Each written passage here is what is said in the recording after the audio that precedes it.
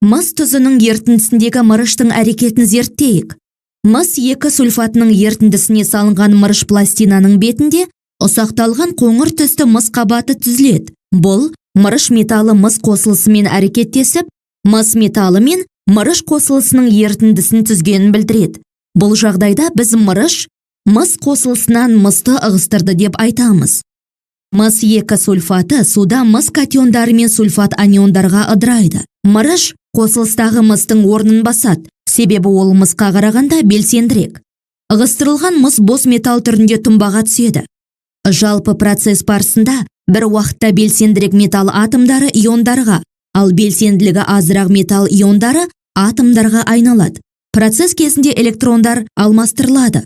Мырыш атомы 2 электронын мысқа беріп, заряды +2-ге тең болатын ионға айналса, мыс ионы 2 электрон қосып алып атомға айналады.